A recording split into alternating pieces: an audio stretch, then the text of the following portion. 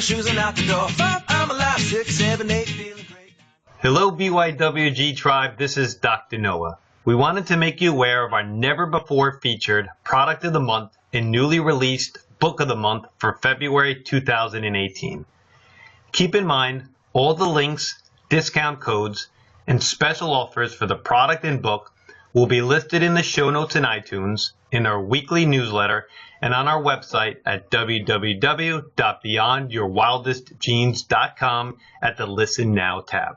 Our product of the month is Purity Coffee, whose tagline is improving the world's health through coffee. We are huge fans of quality coffee at BYWG, and this is some of the best and healthiest coffee hands down.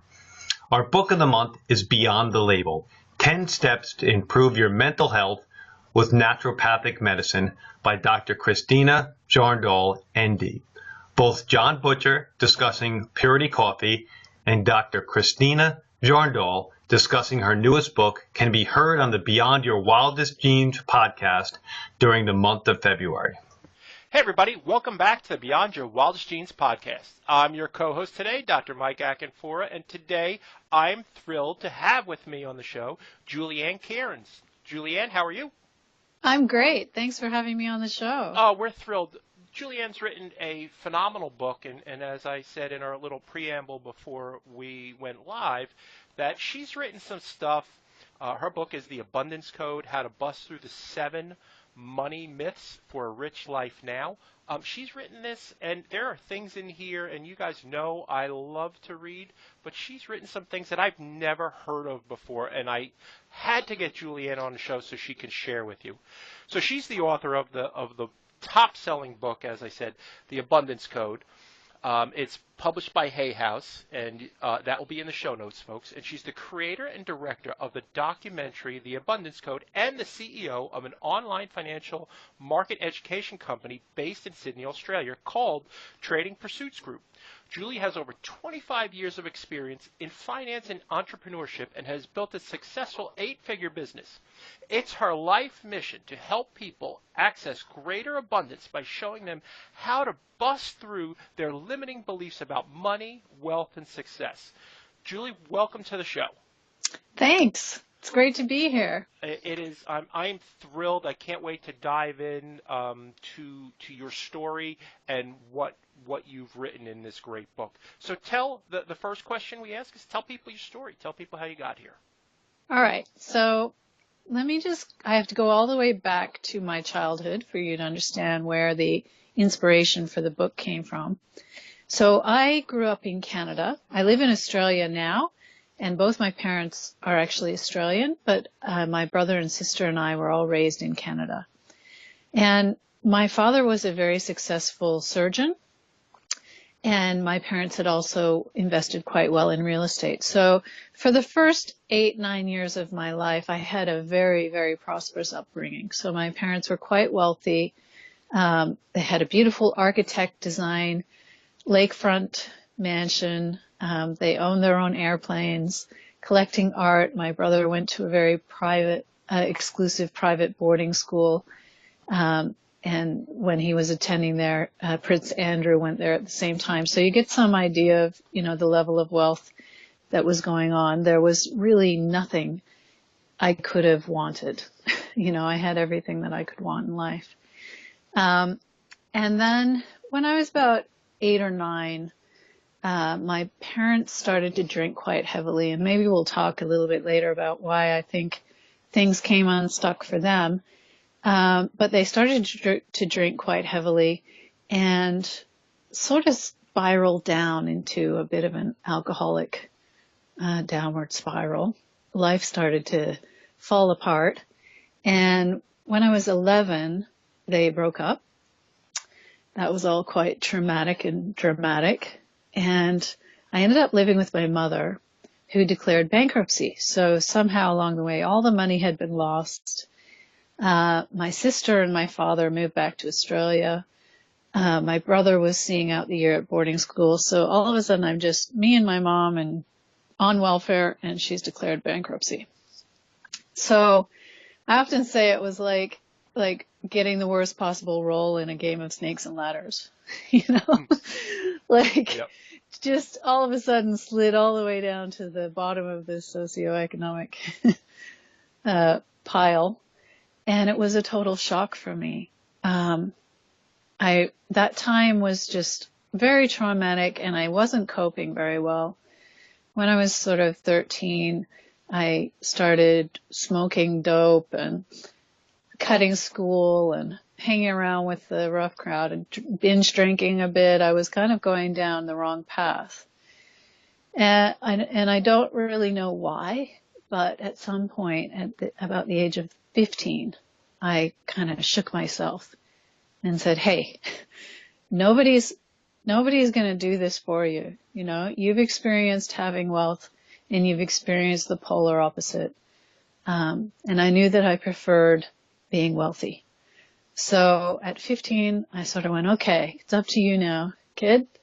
So I started to get very serious about studying. And in the end, I moved to Australia when I was 16 to live with my father, studied really hard at school, got into a good university, did an honors degree in economics and finance. So my whole mission was, I want to be wealthy, so I'm going to study what I think I'm going to take the path that's laid out for me by society and by the education system to wealth, which was study the stock market, I thought. And so I did economics, finance. I got a scholarship to go and study in Japan. I studied the Japanese stock market, did a master's of finance and business administration, and then I went into merchant banking. So, that's kind of the standard path. And it did kind of work for me. I also started investing in real estate. And so, if you go back to the snakes and ladders analogy, I was climbing the ladder again. And but what I didn't realize, that I came to realize later, was that I had some limiting beliefs. And I ended up sabotaging my success. Even though I had made a lot of money through investing in real estate, and at one point my partner and I had 30 investment properties. So at that point we could have just downed tools and been set up for the rest of our lives, right? Yep. But for some reason I decided that wasn't enough, and we were going to invest in takeaway Indian restaurants, which I knew nothing about. I knew nothing about fast food. And a chain of 5 flower shops. Also, I knew nothing about flower shops. And I chose these 2 businesses where everything is perishable. If you don't sell the stock, it's just gone. It's ruined. And also fairly cash-based businesses, so you have to have very good inventory controls and controls over the cash register, or people will just end up stealing from you. And we didn't do any of that. So we managed to torch a lot of our wealth on these 2 crazy projects that we knew nothing about. So back down the snake again. And so at this point, I kind of went, okay, well, I think the problem was a problem of knowledge. I didn't know enough about those businesses, so I should focus back on what we know. And my partner and I were both experts in the stock market, so we had started a company teaching people how to trade the financial markets. So we focused on that, built up that business, that was going well, borrowed a bunch of money to expand the business, and then the global financial crisis hit in 2008. And we had this debt that we needed to roll over, this short-term debt we borrowed to expand the business. And no bank in the world would lend to us. So at this point, about to go back down the snake again. And this time I was really on the edge of bankruptcy. And it kind of shook me awake. And I'm like, wait a minute, what is going on? What is this crazy gain and loss cycle that I'm experiencing?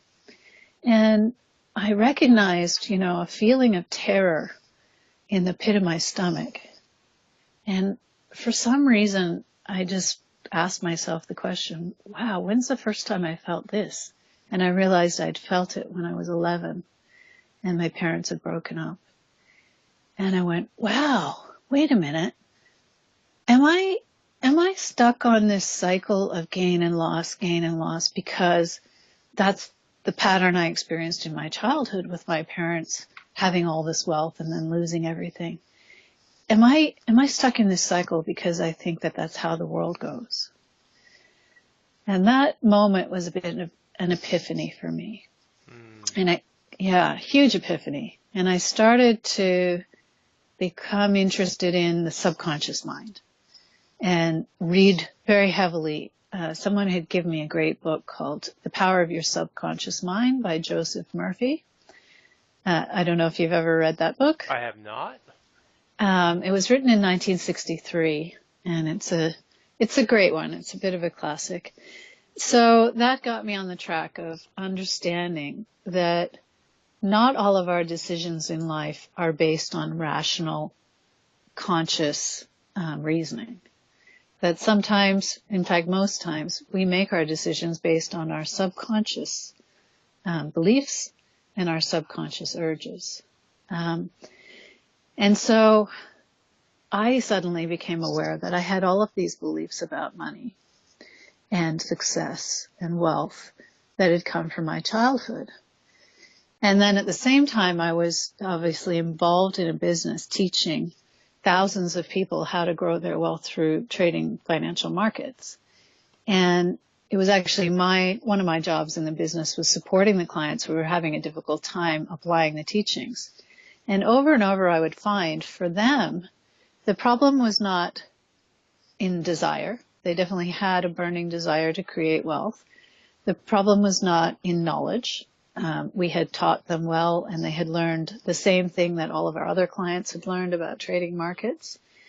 It was not in opportunity. They had the same markets to trade as everybody else did, people who were making it work. That usually when people weren't making it work, it was because they were doing sabotaging behaviors. Like they wouldn't follow the rules, or they'd do something. It wasn't always the same thing, but they'd do something to sabotage their success, so that even though they had all the other conditions that other people had, they would have failure where other people were experiencing success. So that got me really thinking deeply on this topic. And through my work with my clients and also my own experience, I was able to identify what the top 7 limiting beliefs about money are and where they came from and how to change them.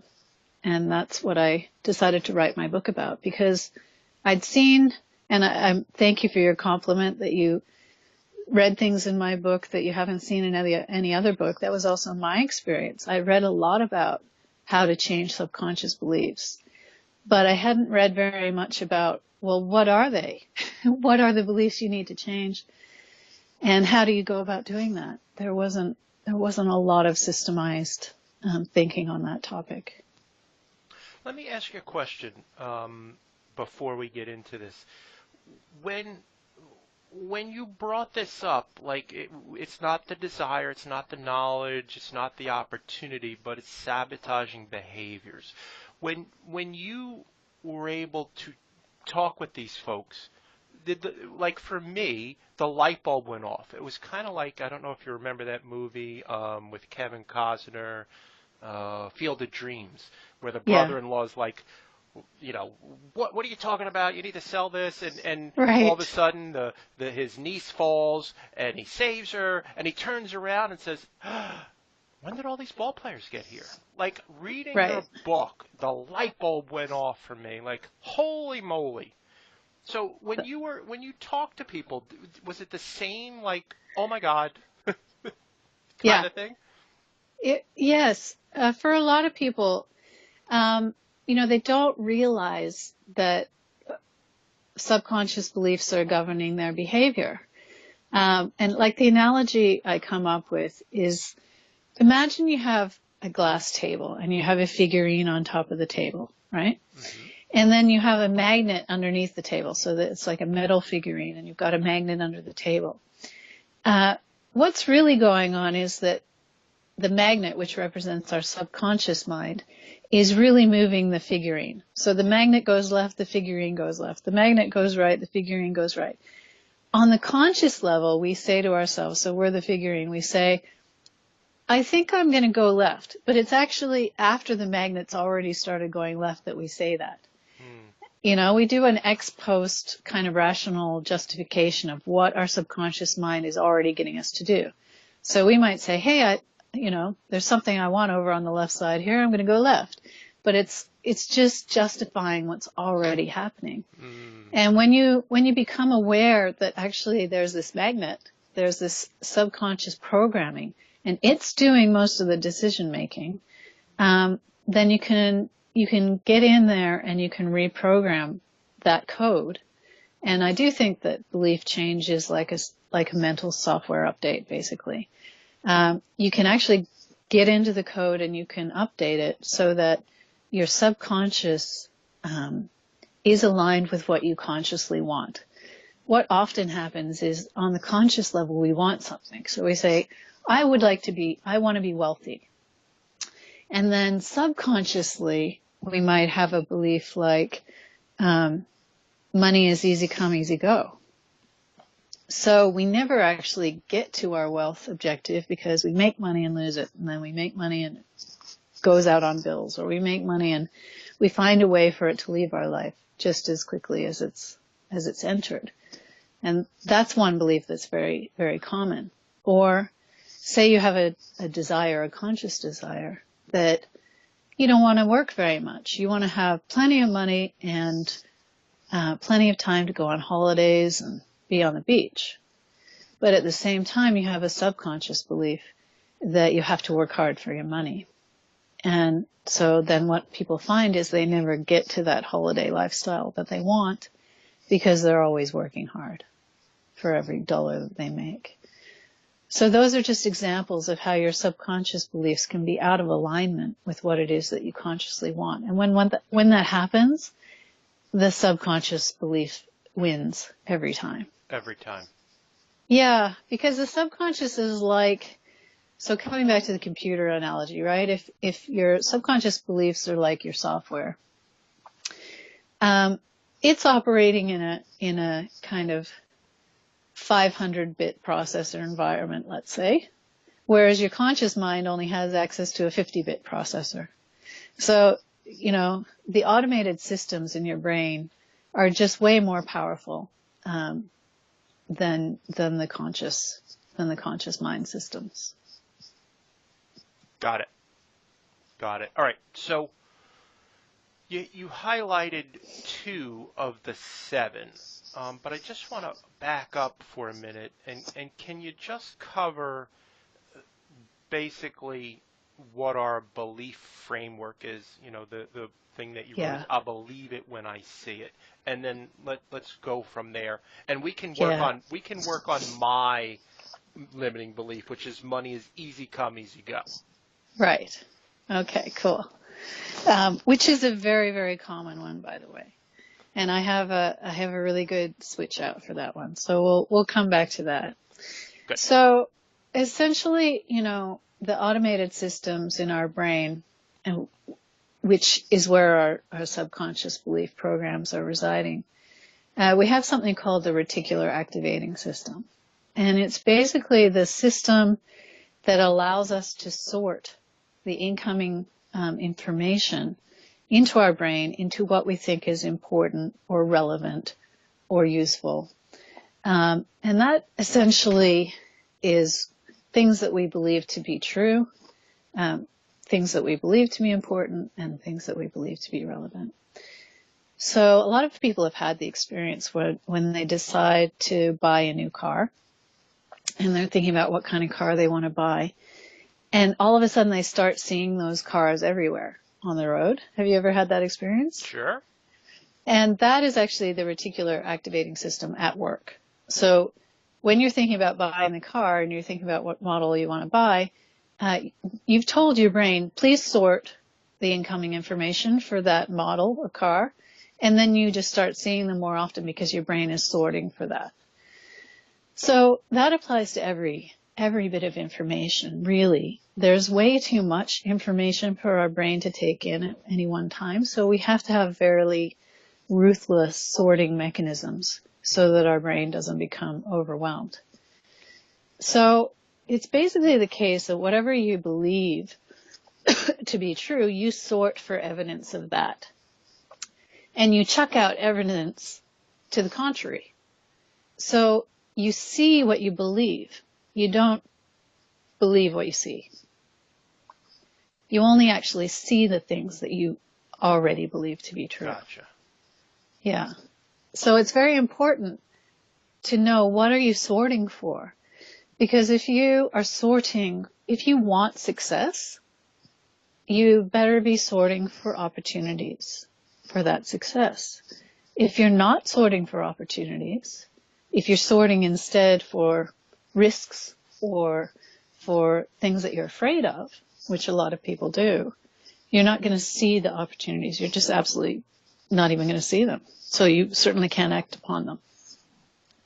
Cool. What you wrote, which, just to summarize what you just said, which I think is brilliant, you wrote, what do you believe? If we deeply believe something at a subconscious level, then even if we consciously wish things could be different, the power of our subconscious mind ensures that our beliefs get reaffirmed again and again in our everyday experiences. In this way, our subconscious beliefs can actually sabotage our conscious efforts to manifest change. Yes. And you are speaking to the vast majority of people. Yes, absolutely. I believe that we are here to self-actualize, to manifest to our highest level of being. And yet the subconscious gets in the way almost all the time for us. It can. It can definitely get in the way. The flip side is, when you get your subconscious mind on board and the coding in your subconscious belief system in alignment with what you consciously desire, then the acceleration you'll experience with respect to achieving your desired outcomes is so breathtaking that it can feel like a miracle. I love that. So I don't want to give away the whole book, but could you go through each myth and then we'll pick out like one or two? And I know it's not always about me, but we could definitely work on that one. Sure. Okay. So let's, just to finish off that topic about, your beliefs. Sure. A lot of people ask when they want to achieve a goal, they ask, well, what should I do differently? What should I do that I'm not doing now so that I can achieve my goal? And I think that that's the wrong question. I think that people should be asking, what should I believe differently? What do I believe now that is stopping me from achieving that goal? And if I change that belief, would make the attainment of that goal very easy. I love that. So let's go through some of the top 7 beliefs that are stopping people with respect to money, wealth, and success. And the very first, the core belief of this, it's really a belief system, is the belief in scarcity. And that's basically the belief that says there is not enough to go around. There's not enough for everyone. And so, therefore, if I want my fair share of the pie, or even more than my fair share of the pie, then I need to compete with other people. And this whole idea brings up a bunch of kind of negative emotions like success envy. So where when somebody else is successful, you can't be happy for them because you feel like they're taking more than, they're taking part of the pie that you would like to have, right? Because you're viewing this whole situation as a competition. Sayings like, money doesn't grow on trees is a scarcity belief. Waste not, want not. When you find yourself saying things like, I can't afford it, and it's hard to make money, these are beliefs that are rooted in this idea that there's not enough to go around. And the flip side to that belief is believing that there's more than enough to go around, that actually we're living in a system of abundance. And one of the ways when you're challenging or you want to change your beliefs there are actually 3 steps to go through. And the first step is identify the limiting belief. And that can be the hardest step for people because these are subconscious beliefs. They're below the level of their conscious awareness. So they can be hard to grab onto.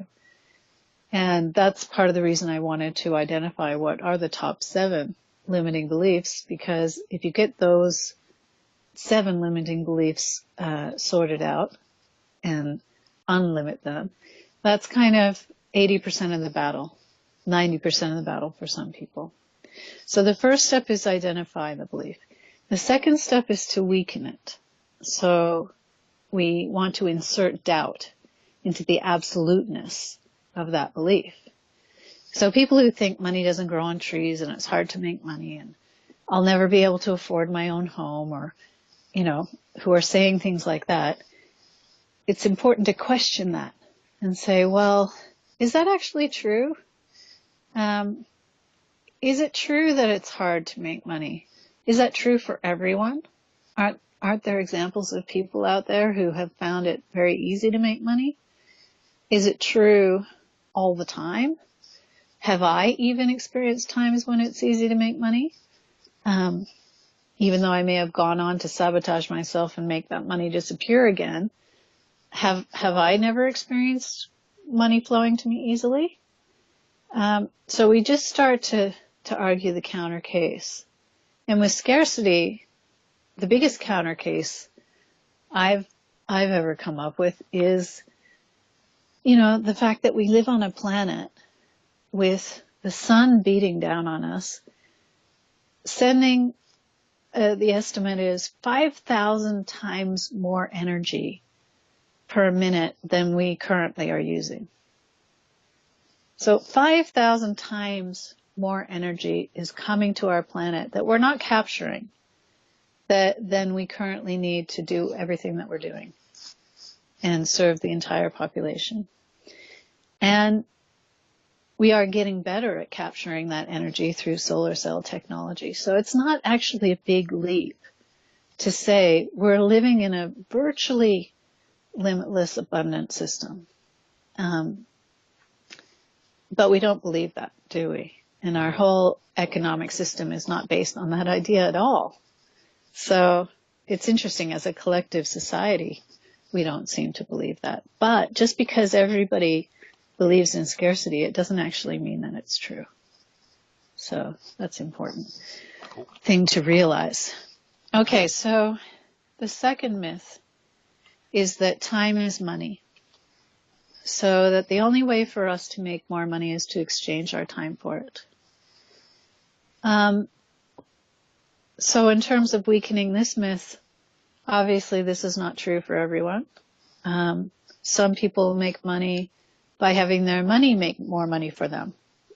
They have investments and rental properties, or they have money invested in the stock market or in businesses. They have employees who are trading their time so that they get to leverage time, labor time. So there's lots of ways to divorce yourself from the time equals money constraint. And yet most people don't. Most people out there are exchanging time for, dollars.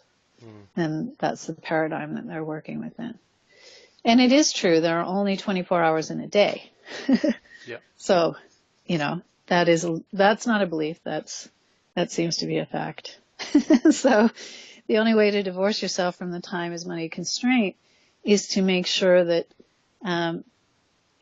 it's not just your time being exchanged for dollars, that you leverage it somehow.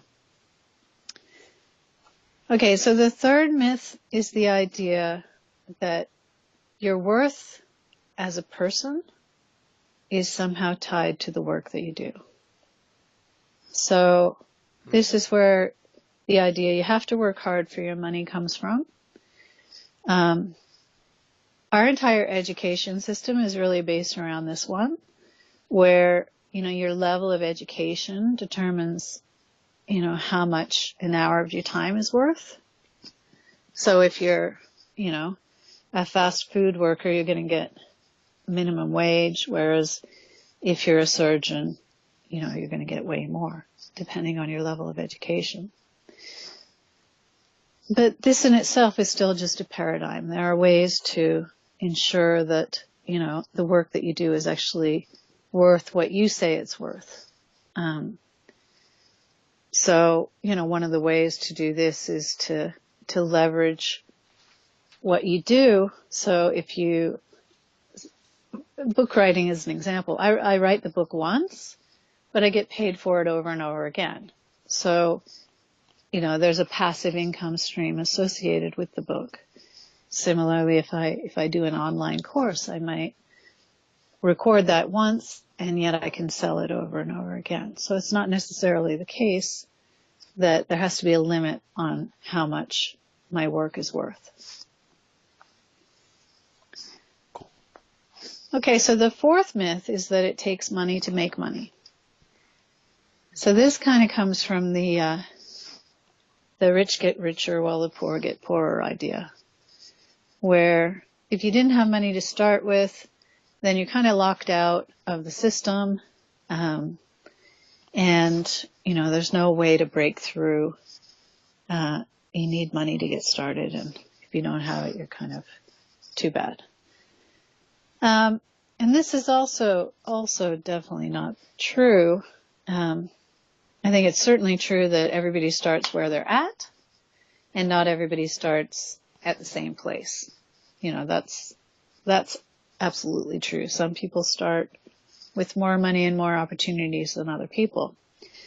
But there is this wonderful thing in investing called compounding returns, which is where you invest your money for a positive return. And then the return that you make, you reinvest. So you're never taking money out of the investment. You're only ever reinvesting the returns back into the investment. So your overall investment pot grows. And then you're earning returns on your returns. And when you keep doing that, you access the power of compounding returns, which allows you to access exponential growth in your investments. So you can snowball your investment capital over time using compounding returns. So although it does take money to get a little bit of money to get started, you can catch up quickly because a lot of people don't do compounding. They don't reinvest. They spend their returns. So if you don't do that, if you reinvest instead, you can catch up very quickly. Cool.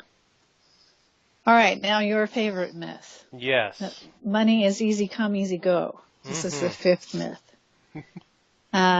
Another way of saying it is money in, money out. Sometimes you hear people say, I take one step forward and 2 steps back. This is all the same sort of belief that, when I make money, when it flows into my life easily, it goes very quickly on bills or it just leaves my life somehow. And I definitely had this one. This was part of my gain-loss cycle. And, it's in different degrees for different people. I think because I'd grown up in a wealthy family, I knew that a high degree of wealth was possible. But I still had money is easy come, easy go in my belief system. And so my gain and loss cycle was millions of dollars at a time. It was quite extreme. Whereas for most people, although they might have a gain and loss cycle in place, it may seem less extreme. It's just sort of, month to month, they never seem to get ahead. So that's definitely one you can change. And I'll go through in a minute a very simple method that you can do to switch out a belief. And what a good switch out for this one is. So Cool. Myth number 6 is, and I think I also had this one in place, was that money won't make you happy. And the thing about the subconscious mind is, people can argue, well, money doesn't make you happy. It's really other things that make you happy. And money can facilitate your happiness maybe, but it doesn't make you happy. And the thing about the subconscious mind is it's not very sophisticated. A lot of computer programming, like one small slip in the code can make a massive difference. And it's like that with the subconscious mind. So saying money doesn't make you happy, but other things can make you happy and money can help you, that's all fairly subtle concepts. Whereas the subconscious mind just tends to code it as money does not equal happy, right? Yeah. And so if money does not equal happy, that's not actually very far from money equals unhappy. You know, like Oh, yeah. it's not difficult for the subconscious mind to miscode that. So I think that that's often what happens is that people actually believe that money will make them unhappy, and you can see this come out in sayings like more money, more drama, more money, more problems, and money can't buy me love. And, you know, often I hear people who have money saying, I don't know who to trust. I don't know who loves me just because of my money, or who's with me just because of my money, and who truly loves me. So it's definitely a fairly prevalent belief. Sure. But it can be changed. And then the big daddy final belief that most people have is that money will corrupt your soul. So money will somehow turn you into a bad person. Someone who's like, you know, a miser or Ebenezer Scrooge type. Mm-hmm. You know, where all they care about is money, and they've lost their compassion and humanity and all that sort of stuff. So this is very, very strongly programmed in our religious systems, often. That, you know, there's many sayings in Christianity about, you know, it's harder for a camel to pass through the eye of a needle than for a rich man to get into heaven. Mm-hmm. You know, what is it worth gaining the whole world and losing your soul? You know, sayings like that speak to this myth that if you had a lot of money, you'd somehow be corrupted by it. So a lot of people are scared of having money because they're scared of the person they'll become if they have money. And therefore they don't ever allow themselves to have significant amounts of money. When the truth is, money is very powerful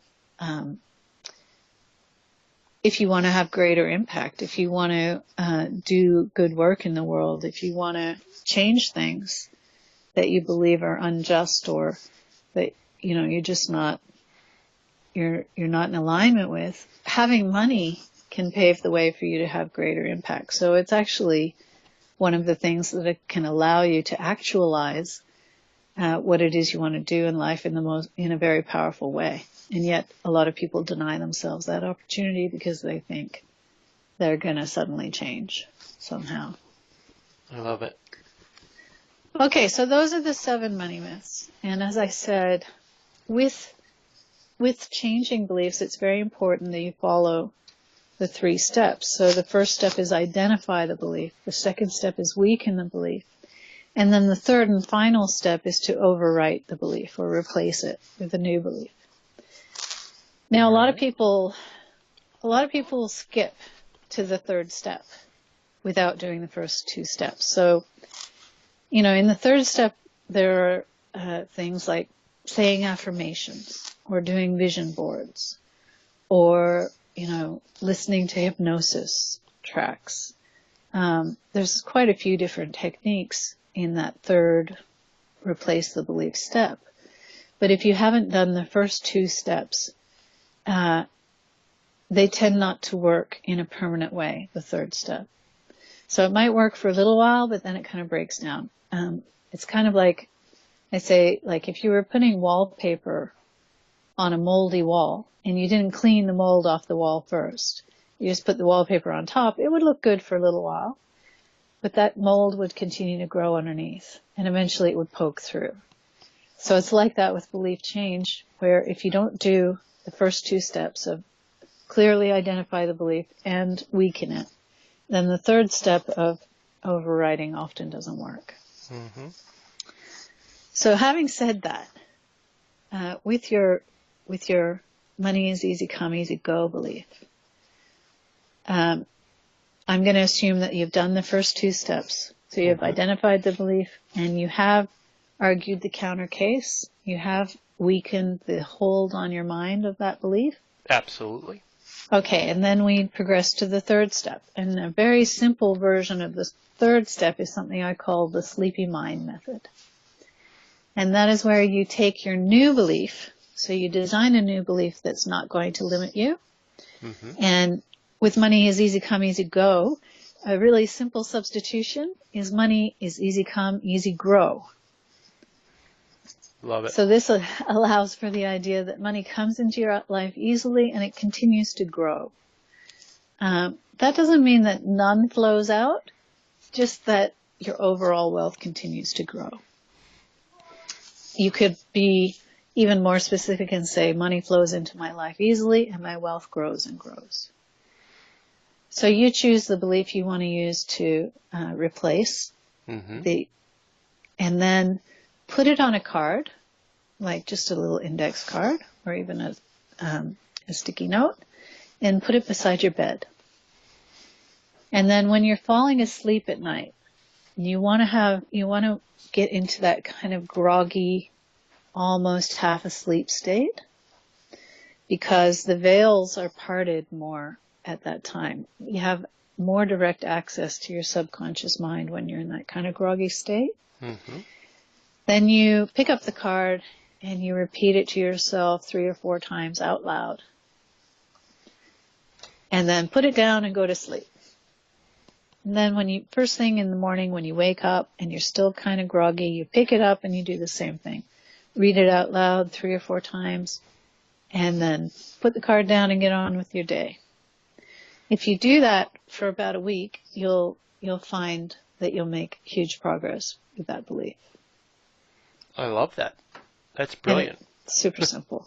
Super simple. I have that, I do morning affirmations, morning gratitude, and I've already incorporated that when I read your book, that, I like it even better. Money is easy come, easy grow. There's something more magical to me about that. Whether it's the rhyming of it, but I'm gonna institute that. Rhyming is actually a very good technique with the subconscious mind. So if you can turn your affirmation into a rhyme, it just sticks quicker. Cool. Yeah. Well, Julie, I am very cognizant of your time. I really appreciate you taking your time today to share with our audience. Is there anything else that you'd like to impart before we leave? Sure. I'd like to tell you about what happened for me when I did this. Yeah. Go ahead. Lay it on us. So, back in 2008, I'm on the verge of bankruptcy. My company owed $3 million. And as I said, no bank would refinance us. And, I worked very heavily on my subconscious beliefs at that time, and I think it now, in hindsight, was the best thing I could have done. So from 2008 to 2012, the 4 years following the global financial crisis, we managed to turn that $3 million debt around into $3 million in cash in the bank during a time that was basically a recession. So it wasn't a fantastic time for business. And I know now that the only reason we were able to have such an amazing turnaround is because the work that I did on my subconscious beliefs allowed me to see opportunities that I would not have seen otherwise. So there's lots of things we did to achieve that turnaround in a practical sense. But the main point I'd like to make is that without rewiring my beliefs, I would not have seen any of those opportunities. I would have been completely stuck in my fear, and I think I would have gone bankrupt. That is amazing, and it's relatable. And as I tell folks, if one person can do it, it means it can be replicated. That's just a scientific method. It's brilliant. I love the book. I love everything that you've written. I really enjoyed our time. Could you tell folks where they can find you in the world? Sure. So you can you can find the book, The Abundance Code, on Amazon. Mm-hmm. So that's the simplest way to find it. Yep. By Ann Cairns. I also have a site for the book called theabundancecodebook.com. You can go there and sign up for a series of 5 free videos about the 7 money myths. There's nothing for sale on the site. Once you sign up, you'll also get my weekly blog.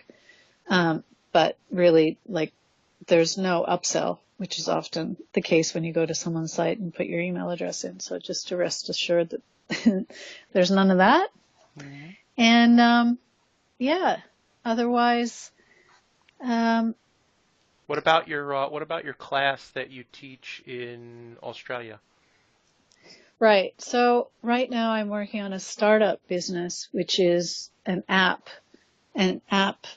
that teaches people how to trade financial markets in a gamified setting. So that's still in startup phase. We're just beta testing that, so that's not quite ready to release to the public. Awesome. And also my film, which is also called The Abundance Code. You can check that out at theabundancecode.com. And I've gone and interviewed 15 or 16 different thought leaders in this field, like John Assaraf and John DeMartini and Jeff Walker, and a bunch of different people who all have made this journey from scarcity thinking to abundance thinking in their life, and it kind of tells their stories of how they achieved the change. That's really cool. John DeMartini's a good friend of Beyond Your Wildest Dreams, so he's been on the podcast and been on our summits. So and we've all done the breakthrough experience as well, which is really cool. I have so much respect for him. He's amazing. Absolutely. Well, folks, if you like what you heard, please do us a favor and go to iTunes and leave a review. You can also check us out on our brand new YouTube channel for those who do not have iTunes, and you can look it up there. So everything that Julianne spoke about will be in the show notes, and we will definitely have a link to Amazon for you to pick up her amazing book. Thank you again, Julianne. It is my pleasure to speak to you today, and we'll see you soon, everybody. Ciao.